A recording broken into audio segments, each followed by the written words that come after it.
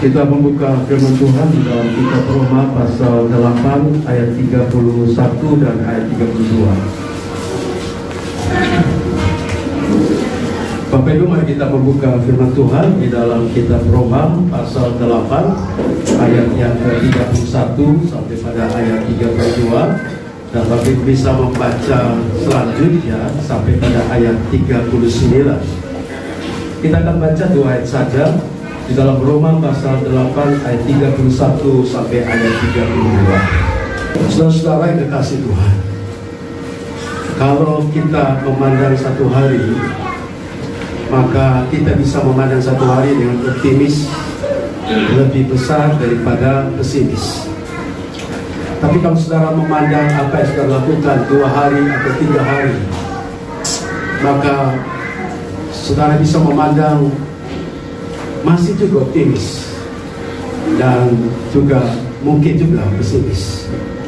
Tapi kalau saudara memandang 365 tahun, 365 hari sepanjang hal-hal yang terjadi tahun 2022 ini, apakah saudara optimis sampai selesai pada Desember 31, 2022? Inilah yang mau kita renungkan bersama-sama saudara-saudara. Apa kita bisa melangkah di dalam tahun ini ya optimisme dengan keyakinan bahwa walaupun ada lembah, ada kesulitan, kita bisa lewati. Dan kita bukan saja lewati, tapi memiliki satu keyakinan bahwa kita adalah pemenang. Karena itu saudara-saudara, saya mau membuka pikiran kita untuk melihat situasi prediksi atau ramalan-ramalan. Ini singa air ya, tahun singa air Februari tanggal 1. Ada banyak prediksi-prediksi positif dan negatif. Tapi saya tertarik dengan salah satu orang Prancis yang beberapa kali prediksi dan ramalannya sepertinya diakui oleh dunia karena dia mencampur aduk pengalaman dia sebagai seorang antropolog dan dokter dan membaca situasi-situasi perubahan dunia baik secara politik maupun secara sosial. Dan dia melihat ada 5 hal yang kemungkinan terjadi di dalam 2022 sampai seterusnya. Yang pertama, memang kita akui manusia diambil alih oleh kecerdasan buatan. Artinya peran manusia menjadi terbatas karena teknologi dan sistem komputer mengambil alih pekerjaan daripada sistem manual dari manusia, sehingga robot memimpin dalam sistem dalam zaman yang semakin lebih canggih ini. Dan yang kedua, itu berkaitan dengan kelaparan semakin meningkat di seluruh dunia. Mungkin dia lihat dari prediksi-prediksi tentang situasi pandemik, dan ada negara-negara miskin, dan juga Afghanistan yang baru saja keluar merdeka, itu pun juga mengalami banyak pemulihan ekonomi, dan itu juga berdampak untuk ekonomi di dunia. Dan yang ketiga, dia prediksi tentang serangan meteor dan hujan asteroid, sehingga bola-bola api itu memberi pengaruh kepada suhu udara, dan percikan-percikan itu memberi pengaruh kerusakan bagi dunia. Dan yang keempat adalah nuklir, persaingan antara Rusia, Cina, Korea Utara, dan juga Amerika berlomba-lomba untuk nuklir. Dan percobaan-percobaan berapa kali dilakukan oleh Rusia sekarang ya. Dan perang bukan perang bisnis, perang ekonomi, tapi juga sekarang perang juga berkaitan dengan perang politik. Dan yang terakhir, inflasi semakin memburuk dengan turunnya dolar. Saudara, kelihatannya masuk akal. Dan beberapa orang yang concern dalam bidang ini pasti dia sudah bisa membaca apa yang terjadi sepanjang 2022. Dan pasti mereka mengambil antisipasi. Kalau bisnis mungkin ambil antisipasi bagaimana menghadapi situasi ekonomi yang mungkin memburuk. Dan petinggi-petinggi pengambil keputusan secara politik, mereka mengambil langkah-langkah strategis. Karena itu Indonesia juga dikunjungi oleh tokoh-tokoh pemimpin negara besar untuk datang ke Indonesia. Dan Indonesia juga salah satu potensi untuk pengaruh bagi dunia ini. Itu kira-kira saudara, apa yang mungkin saja terjadi dan mungkin juga tidak terjadi. Ini ramalan. Bagaimana sikap kita saudara-saudara sebagai anak-anak Tuhan kalau itu terjadi, dan kalau mungkin itu juga tidak terjadi? Kita harus melihat dengan satu optimisme bahwa kita punya Tuhan. Ini yang dasar, kita punya Tuhan. Kita mempercayai Tuhan yang menciptakan saudara dan saya. Kita mempercayai bahwa Tuhan menciptakan bumi, langit, dan segala isinya. Dan Tuhan yang kontrol semua sistem tata surya. Semua sistem yang ada dalam dunia ini dalam kontrol Tuhan. Kalau Tuhan berkehendak jadi, semuanya jadi. Pandemi ini dalam kaitan dengan COVID-19, kita melihat betapa dampak yang begitu besar bagi kehidupan kita, bahkan dampak bagi kehidupan rohani kita juga. Ada yang kuat secara iman dan ada juga yang menjadi lemah secara iman. Karena itu saudara-saudaraku, saya berikan firman Tuhan sebagai hadiah bagi Bapak Ibu untuk menjalani mulai hari ini, besok dan seterusnya dengan pandangan pengharapan sepanjang tahun ini. Dan melewati tahun ini, kalau Tuhan bisa memberi hidup kepada kita dengan optimisme yang kuat, bukan dengan optimisme cara berpikir kita yang cerdas, tapi dengan optimisme percaya kepada Tuhan, bahwa Tuhan yang kontrol hidup saudara, Tuhan yang kontrol sistem alam semesta ini. Karena itu saya berharap pada saudara untuk menaruh iman dan percaya, penyerahan yang sungguh-sungguh kepada Tuhan, lebih dekat dengan Tuhan, mencari wajah Tuhan lebih lagi, maka kita akan mendapatkan perlindungan, penyertaan daripada Tuhan dengan maha kuasa daripada Tuhan. Uang mungkin bisa menjadi penolong kita di dalam waktu-waktu tertentu, tapi uang tidak bisa membuat ketentraman di dalam sistem dunia ini. Hanya satu pribadi saja yang bisa memberikan kesejahteraan, ketenangan, mengkontrol semua kejadian alam semesta. Peperangan bisa saja terjadi, gempa bumi di mana-mana saja. Sistem penerbangan juga kita lihat juga berubah-ubah, saudara-saudara. Karena itu di tahun baru ini, mari kita merenungkan tentang jika Allah di pihak kita. Jika Allah di pihak kita, siapakah yang akan melawan kita? Apakah sistem dunia, apakah prediksi-prediksi, ramalan-ramalan tadi sampaikan tadi, apakah itu bisa melawan kita, anak-anak Tuhan atau tidak? Apakah kita bisa tenggelam dengan situasi dunia berubah ini, ekonomi yang tidak terlalu stabil ini? Saudara-saudara, kita bersyukur pada Tuhan karena kita berada di dalam naungan kontrol tangan Tuhan yang begitu kuat. Sebagai orang Kristen tentunya, Yesus Kristus telah mati di kayu salib untuk melindungi saudara dan memberikan keselamatan bagi saudara. Dia ada di pihak saudara. Tuhan pencipta langit dan bumi ada di pihak saudara. Apakah ini bukan hal yang mengembirakan saudara-saudaraku? Bukankah hal ini yang membuat saudara lebih optimis untuk melangkah bulan Januari, Februari sampai kepada Desember dengan penuh percaya diri bahwa Tuhan di pihak kita? Amin, saudara. Tuhan di pihak kita, siapa yang bisa melawan kita? Iblis pun yang punya kuasa lebih besar daripada pengkontrolan atas bumi ini, itu dalam kontrol Tuhan. Dalam pemimpin kita baca tadi, iblis siap dalam setiap keadaan untuk menerkam, untuk menghancurkan saudara. Tetapi Yesus Kristus ada di pihak saudara. Godaan-godaan iblis itu kalau kita percayakan hidup kita kepada Tuhan, apa yang terjadi, saudara? Yang terjadi, kita keluar sebagai pemenang. Peperangan yang paling sulit adalah bukan peperangan secara fisik, tapi peperangan secara roh. Kita lemah sekali kalau kita tidak dikontrol oleh kekuatan roh daripada Tuhan. Karena itu saya mengajak saudara di tahun baru ini, kita sungguh-sungguh menaruh semua rencana kita, target kita, hidup kita, pelayanan kita, masa depan kita, pendidikan kita, rumah tangga kita, menaruh penuh di dalam naungan kontrol daripada Tuhan.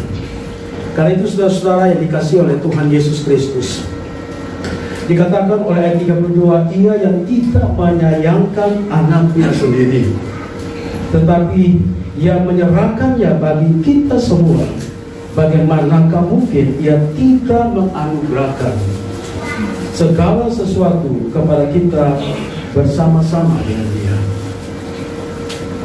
Saudara-saudara, siapakah yang ada di pihak saudara?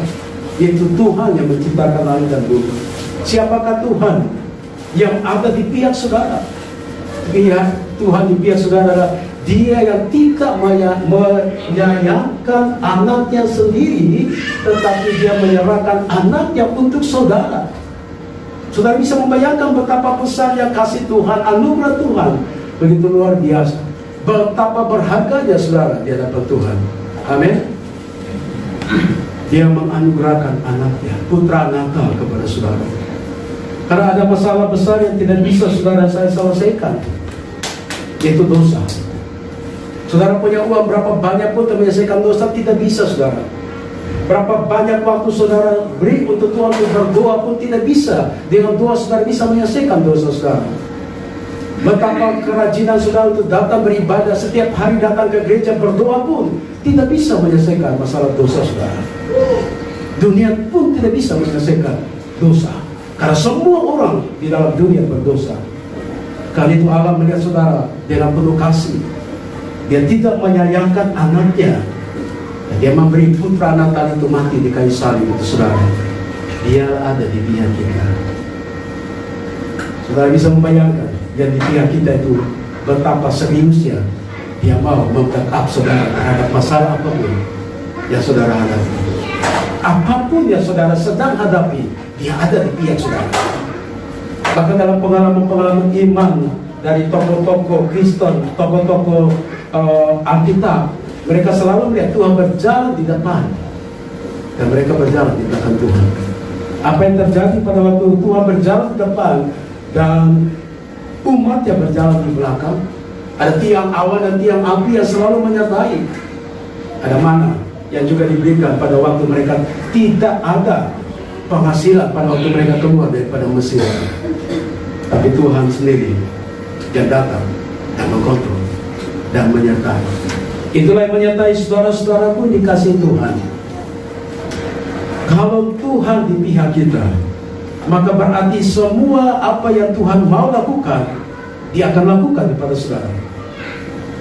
Kalau Dia tidak menyayangkan anaknya dan beri kepada saudara, maka Dia akan berbuat apa saja kepada saudara.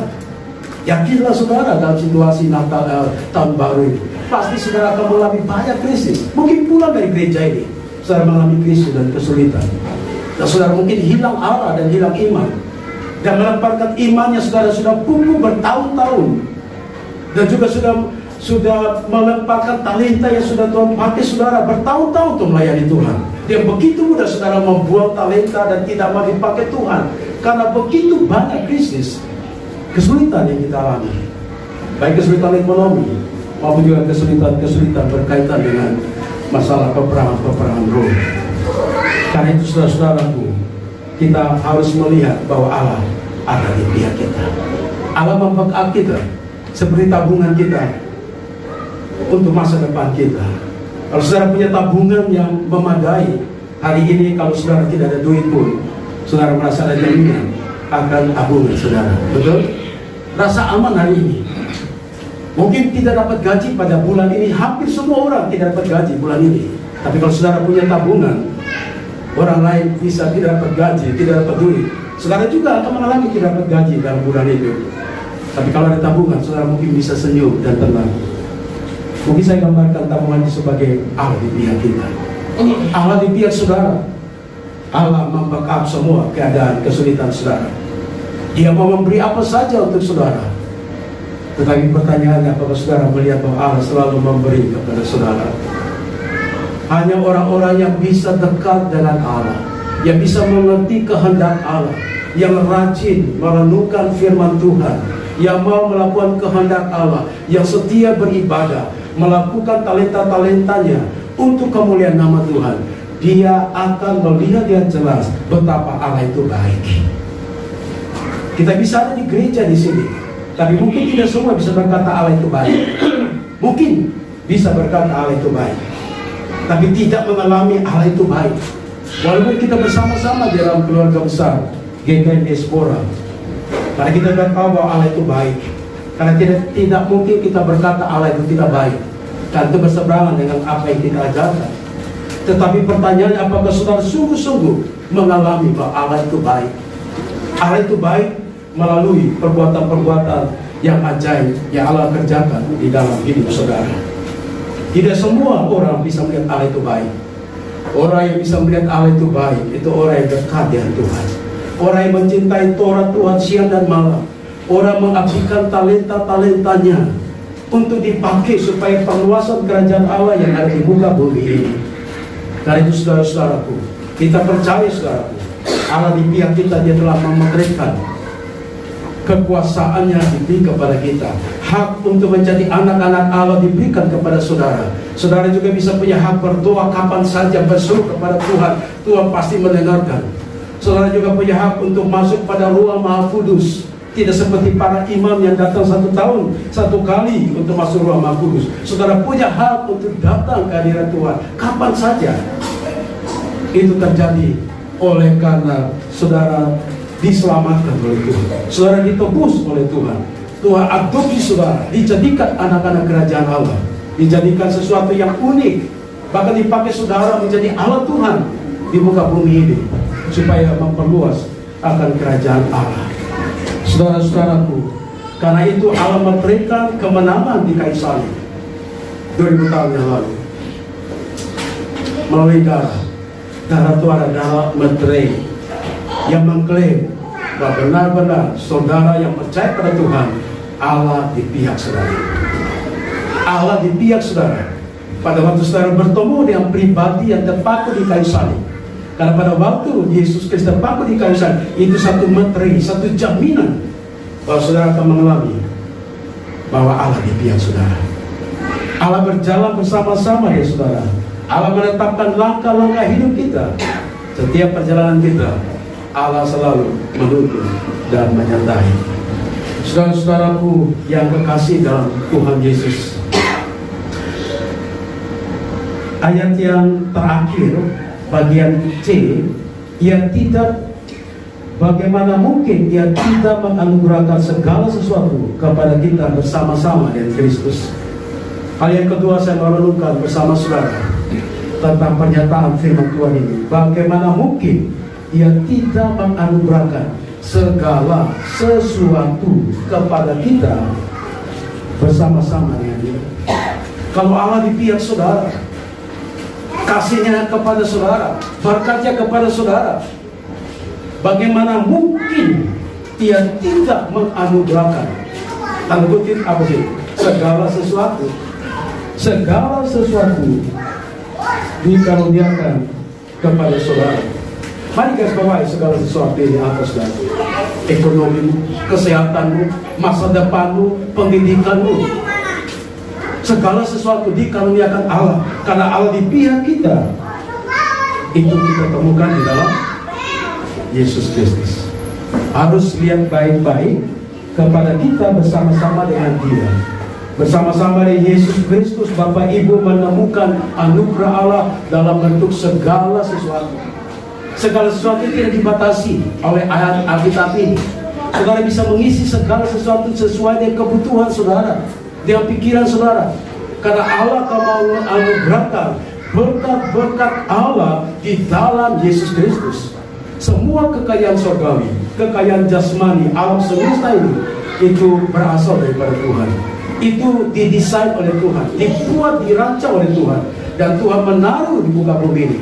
Dan itu adalah kontrol Yesus Kristus.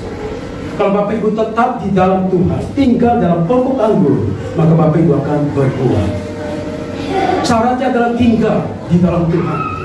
Jangan tergoda untuk keluar daripada area Tuhan. Tetap tinggal dalam Tuhan. Hanya dekat Allah saja aku tenang, kata firman Tuhan. Ketenangan terhadap prediksi lamaran-lamaran tadi itu bisa sudah lama. Mungkin saja terjadi meteor peperangan di atas, dan ada juga prediksi itu akan juga menyentuh ke bumi. Dan itu berapa kali sudah dikatakan juga ya. Kalau kita lihat bumi raja kalau dilemparkan ke satu negara, bisa juga kota itu bisa hancur. Mungkin itu bisa saja terjadi. Tapi masihkah saudara di tahun baru ini percaya mungkin saja meteor itu terjadi perubahan sistem, mungkin ya, dan kemudian meteor itu akan jatuh menuju ke dunia untuk Indonesia? Apakah Bapak Ibu masih yakin bahwa tangan Tuhan bisa mengkontrol sehingga meteor itu tidak menyentuh saudara? Atau mungkin terjadilah sistem yang berubah sehingga meteor itu jatuh ke bumi? Sebagai orang yang percaya, kita yakin kota benteng kita Tuhan, semua di dalam kontrol Tuhan. Semua yang terjadi di muka bumi itu atas kehendak dan desain daripada Tuhan. Kalau tanpa kehendak Tuhan tidak ada mungkin terjadi, termasuk maut, termasuk hidup kita. Kalau Tuhan tidak kehendaki saudara meninggal hari ini, tidak akan terjadi. Walaupun kanker stadium 4 itu terjadi sekarang ini, tapi kalau Tuhan tidak mencabut nyawa saudara, itu tidak mungkin akan terjadi. Itu kita sudah lihat ya, di dalam pengalaman-pengalaman beberapa anak-anak Tuhan, mereka mengalami mujizat di dalam kanker stadium yang keempat bisa. Dan kita juga melihat teman kita juga Pak Frenus yang selalu melayani kita bersama di sini. Kanker paru-parunya bocor dan sudah hampir 1 tahun. Prediksi dokter 6 bulan sudah tidak akan bernapas lagi. Sampai hari ini Tuhan masih memberi kehidupan.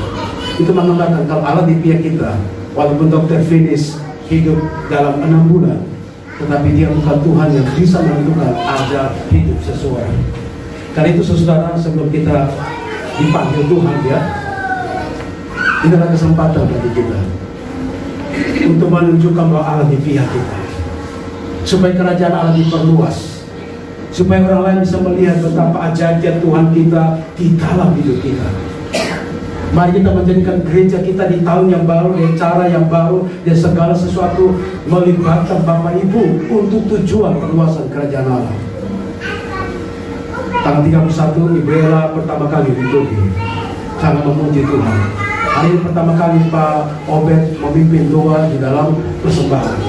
Saya ragu menentukan jadwal itu, tapi kita bisa melihat Tuhan sedang bangkitkan di antara Bapak Ibu supaya bisa memimpin baik dalam doa waktu di pujian. Apa yang katakan Pak Ibu dalam beberapa waktu lalu, Tuhan akan mengajak kita semua untuk terlibat dalam pelayanan Tuhan. Kita akan menjadi satu tubuh Kristus yang kuat. Tangan membantu, tangan kanan membantu tangan kiri, kaki kanan membantu kaki kiri, mata membantu otak dan lain, dan semua bersinergi untuk itu. Karena itu saudara dikasih Tuhan, saya mengakhiri dengan kutipan-kutipan yang saya ambil seperti ini. Seorang bernama Franklin Graham, dia berkata, tidak peduli badai apa yang Anda hadapi, Anda perlu tahu bahwa Tuhan mengasihi Anda. Dia tidak meninggalkanmu. Haleluya. Tidak peduli badai apa yang akan terjadi, tidak peduli ramalan-ramalan yang saya sampaikan pada awal khotbah tadi. Anda perlu peduli bahwa Tuhan mengasihi Anda, bahwa Dia tidak akan meninggalkan. Ini 2 hal yang penting menurut Franklin Graham ini. Allah mengasihi saudara, sangat-sangat mengasihi. Bukan teori, tapi Dia mengasihi saudara. Dia benar-benar mengasihi. Karena Dia memberikan putranya untuk datang ke dalam dunia untuk menyelamatkan saudara. Sehingga siapa yang percaya kepadanya tidak binasa, melainkan beroleh hidup yang kekal. Dan Dia tidak akan meninggalkan saudara seperti yatim piatu. Dia menjadi bapa bagi saudara. Dia menjadi penolong, dia menjadi kota benteng saudara. Dia bersama-sama di saudara, Allah Immanuel. Langkah saudara tinggalkan gereja ini, setiap langkah, jarak langkah saudara, Allah juga ada di situ. Pada waktu saudara berlari lebih kencang lagi untuk meraih mimpi dan rencana saudara untuk tahun ini, bawalah mimpi saudara itu bersama-sama dengan Tuhan. Libatkan Tuhan, karena Tuhan juga ada bersama dengan cara berpikir saudara dalam mimpi-mimpi saudara. Mimpi saudara belum menjadi kenyataan, tetapi saya minta saudara libatkan Tuhan dalam mimpi-mimpi saudara, target-target saudara, libatkan Dia. Dan saudara akan melihat bahwa Allah sendiri akan turun tangan merealisasi pikiran, mimpi-mimpi saudara, dan itu akan menjadi nyata. Walaupun banyak orang melihat cara pesimis dalam melangkah hidup di dalam tahun 2022 ini, tapi kita sebagai anak Tuhan tidak ada pesimis, karena kita punya iman, karena Allah di pihak kita. Dia bukti Dia sungguh menyayangkan saudara, dan Dia memberi anaknya yang tunggal itu untuk menolong saudara, dan saudara bisa mendapatkan segala sesuatu di dalam Yesus Kristus. Di dalam Yesus Kristus semua kekayaan di bumi, kekayaan di surga ada di dalam Yesus Kristus. Allah pun akan memenuhi segala keperluanmu berdasarkan kekayaannya di dalam Yesus Kristus. Di dalam surat Filipi mengatakan hal seperti itu. Karena itu saudara, mari kita mendasari hari ini, perbaiki akan komitmen saudara sebagai anak-anak Tuhan yang telah diadopsi Tuhan menjadi anak-anak kerajaan Allah melalui gereja diaspora ini. Mari kita berbuat lebih lagi dibandingkan yang tahun yang lalu.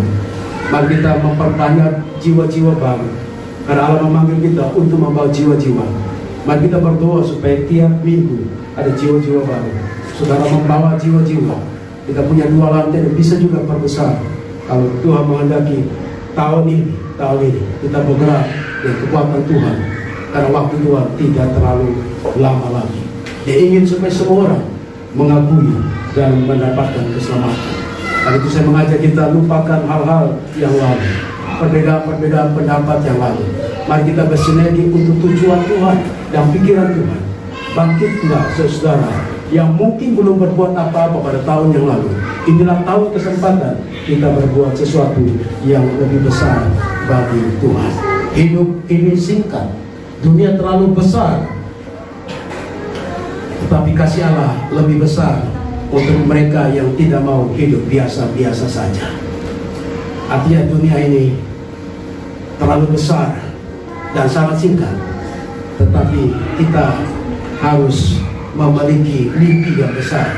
Jangan mimpi-mimpi yang biasa-biasa saja, karena Allah lebih besar daripada dunia ini.